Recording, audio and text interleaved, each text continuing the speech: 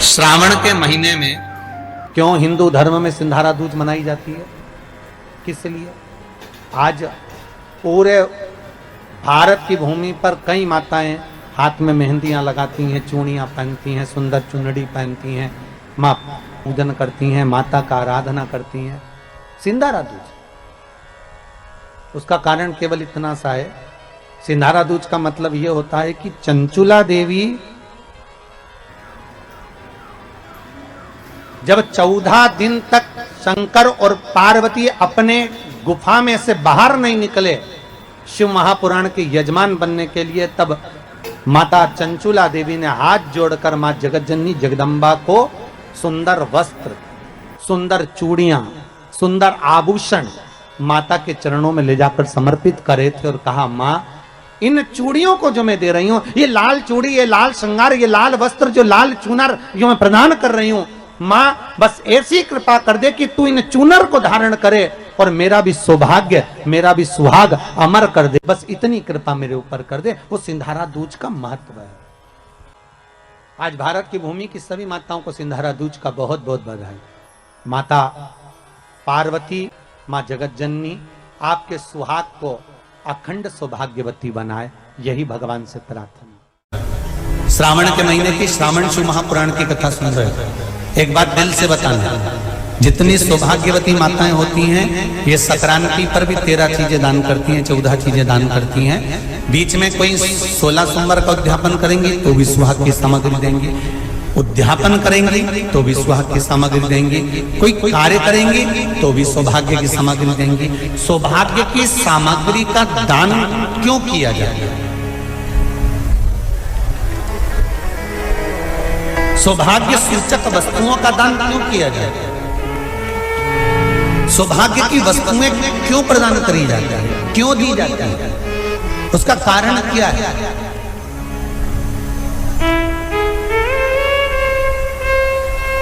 क्यों देते हैं? महाराज, भारत की भूमि की सौभाग्यवती माताओं का एक मन की अभिलाषा रहती है, भारत की भूमि की माताओं की एक अभिलाषा रहती है कि जब उसके प्राण छूटे तो अखंड सौभाग्य धारण करके पति के कंधे पर और पुत्र के कंधे पर शमशान कर।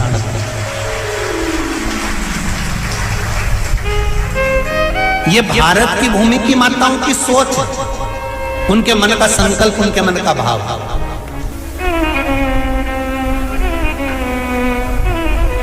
क्यों देते हैं चूड़ी का दान, क्यों देते हैं बिंदी का दान, क्यों देते हैं अखंड सौभाग्य का दान? किस महाराज?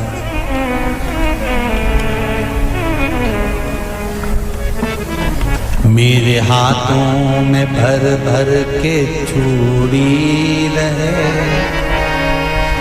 मेरे हाथों में भर भर के चूड़ी और मैया कोई काम नहीं, मेरे मस्तक पे चमकती चूनर रहे, मेरे मस्तक पे चमकती चूनर रहे और मैया कोई काम नहीं।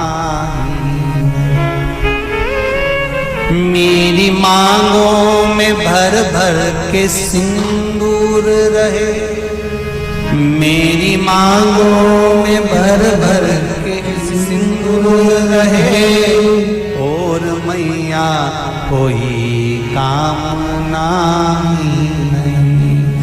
मेरे पाँव में बिछुड़ी का जोड़ा रहे, एक बिछुड़ी नहीं, कितनी? 2, 3, 4, 5, एक एक पाँव में जोड़े से बिछुड़ी होना चाहिए, केवल एक नहीं, सिंगल नहीं। वो तो आजकल का फैशन हो गया महाराज, जो केवल एक बिछुड़ी धारण कर लो उसी में फैशन दिखे। श्रावण की शिव महापुराण की कथा कहती है, जब बेटी को विदा करा जाता है और पहली बार बेटी के पांव में जब बिछुड़ी डाली जाती है तो वो बिछुड़ी भी अलग अलग नहीं होती, उस बिछुड़ी के जोड़ को चेन से एक दूसरे से बंधा हुआ होता। बोलो सही है कि गलत है? जितने आस्था चैनल पर कथा सुन रहे हैं, जितने फेसबुक पर सुन रहे हैं, यूट्यूब पर सुन रहे हैं, सुन लेना कि मेरे भारत की माताओं का जब पाणी ग्रहण संस्कार किसी बेटी का होता है, उसके पांव में जब पहली बार बिछुड़ा पिनाया जाता है, बिछुड़ी पिनाई जाती है, तो वो बिछुड़ी भी एक दूसरे से बंधी हुई होती है, चेन से बंधी हुई होती है। उसको अलग अलग वाली बिछुड़ी शादी के मंडप में नहीं पिनाई जाती। क्यों? जैसे ये बिछुड़ी एक दूसरे से पांव में बंधी हुई है, तुम्हारी जिंदगी अंतिम श्वास तक ऐसी ही बंधी हुई है। यही वो तो अब माताओं ने थोड़ा सा फैशन चेंज कर दिया, अब पांव में ज्यादा बिछुड़ी नहीं पहनती, गड़ती है, चुभती है, एक बिछुड़ी धारण है। महाराज पर नहीं, बिछुड़ी भी दो हो, जोड़े से। हमारी माताएं, भारत की भूमि की जो माताएं हैं, ये चूड़ी भी हाथ में पहनती है तो जोड़े से पहनती है। बोलो जैसा सही है कि गलत है? एक अकेली चूड़ी माताएं हाथ में धारण नहीं करती हैं। अगर भारत की भूमि की संस्कारित माताएं हैं और भारत की भूमि की सभ्यता और संस्कृति को जानती है तो अकेली चूड़ी नहीं, जोड़े की चूड़ी पहनेगी, 2 चूड़ा डालेगी, 4 डालेगी, 12 डालेगी, पर सिंगल नहीं, अकेले। श्रावण के महीने की शिव महापुराण की कथा, जिसका नाम है श्रावण शिव महापुराण की कथा, ये कहती है कि पार्वती जी ने और गंगा जी ने ये चतुर्मास में जितना सौभाग्य का दान दिया है, उनके बराबर दुनिया का कोई व्यक्ति इतना सौभाग्य का दान नहीं दे सकता जो माता गंगा और पार्वती दोनों दान दे रहे।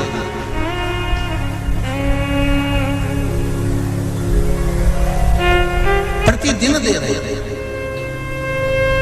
और अब तो फैशन आ गया, तुम लोगों जो सौभाग्य का दान देते हो प्लास्टिक की डलिया में देते हो, पर एक एक पुराण को उठा कर देख लेना, एक एक उद्यापन को उठा कर देख लेना, जितनी तुम कथा तुम्हारे घर में छोटी छोटी कथाओं की पोथियां पड़ी हो, उनको उठा कर देख लेना। उसमें नहीं लिखा कि प्लास्टिक की डलिया में सौभाग्य की वस्तु का दान दिया जाता है, उसमें लिखा है बांस की पिटारी में, बांस की डलिया में सौभाग्य की वस्तुओं का दान दिया जाता है।